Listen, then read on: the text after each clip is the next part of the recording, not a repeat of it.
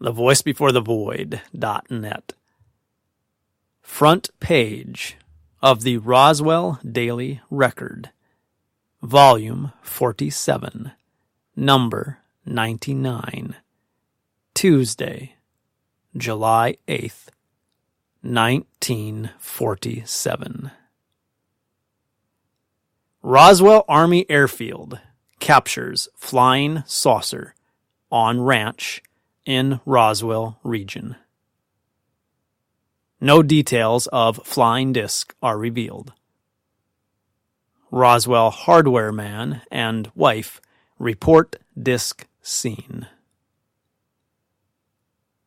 The intelligence office of the 509th Bombardment Group at Roswell Army Airfield announced at noon today that the field has come into possession of a flying saucer.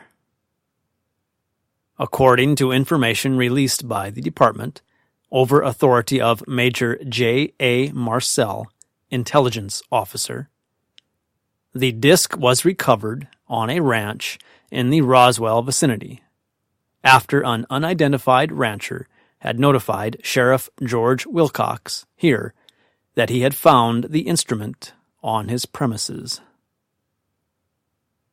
Major Marcel and a detail from his department went to the ranch and recovered the disc, it was stated. After the intelligence officer here had inspected the instrument, it was flown to higher headquarters. The intelligence office stated that no details of the saucer's construction or its appearance had been revealed. Mr. and Mrs. Dan Wilmot, apparently, were the only persons in Roswell who seen what they thought was a flying disc. They were sitting on their porch at 105 South Pennsylvania last Wednesday night at about 10 o'clock when a large, glowing object zoomed out of the sky from the southeast, going in a northwesterly direction at a high rate of speed. Wilmot called Mrs. Wilmot's attention to it, and both ran down into the yard to watch. It was in sight less than a minute, perhaps 40 or 50 seconds, Wilmot estimated. Wilmot said that it appeared to him to be about 1,500 feet high and going fast. He estimated between 400 and 500 miles per hour. In appearance, it looked oval in shape, like two inverted saucers faced mouth to mouth, or like two old-type wash bowls placed together in the same fashion.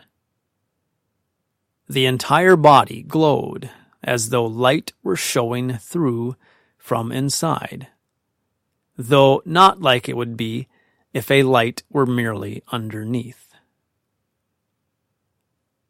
From where he stood, Wilmot said that the object looked to be about 5 feet in size, and making allowance for the distance it was from town, he figured that it must have been 15 to 20 feet in diameter, though this was just a guess.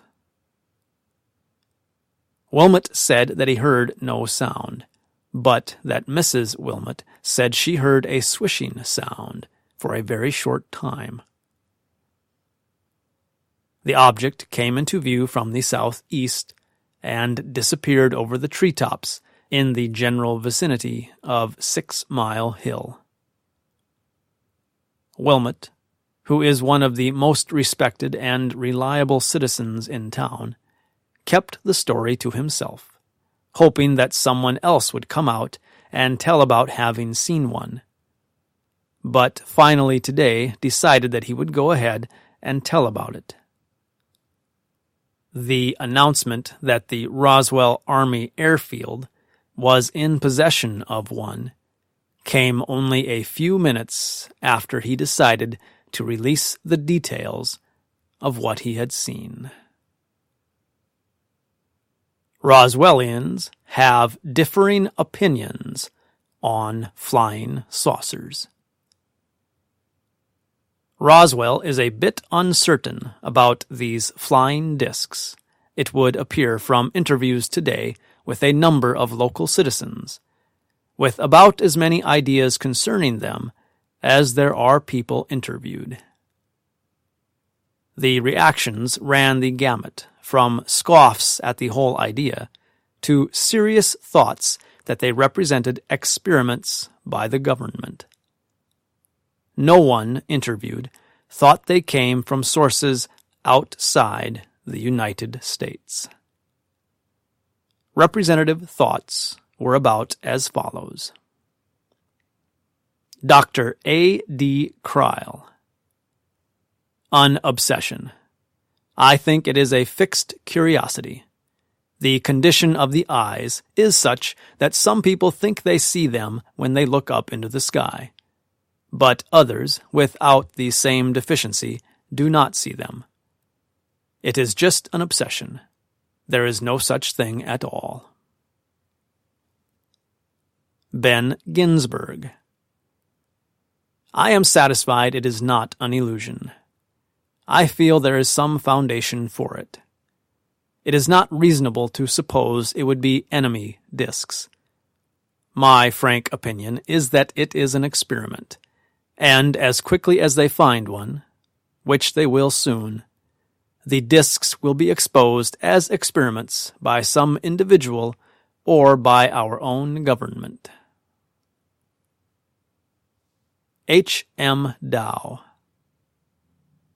I have come to the conclusion that there are some discs flying around, and I think it is an experiment of some tactical branch of our armed forces.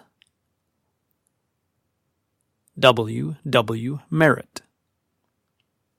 I think most of them are optical illusions.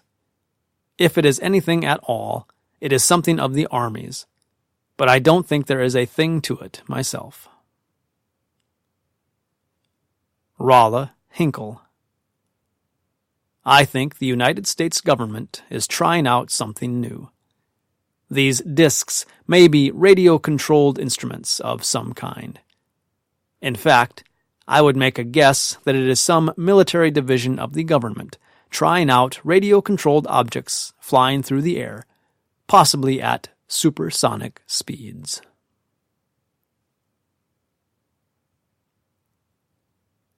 Air Force General says Army not doing experiments.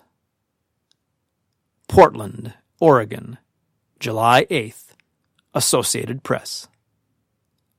The Oregonian said today that Major General Nathan F. Twining, Chief of the Army Air Force Materiel Command, told it flatly that the, quote, flying saucers, unquote, are not the result of experiments by the armed services. Quote, neither the Army Air Force nor any other component of the armed forces had any plane, guided missile, or other aerial device under development which could possibly be mistaken for a saucer or formation of flying discs, unquote. The newspaper quoted Twining as telling it by telephone from Kirtland Army Air Base, Albuquerque, New Mexico. It continues its quotation. Quote, some of these witnesses evidently saw something, but we don't know what we are investigating, unquote. Meanwhile, Air National Guard squadrons flying from Portland, Boise, and Spokane bases patrolled Pacific Northwest skies late yesterday, landing after sundown, without observing any of the objects.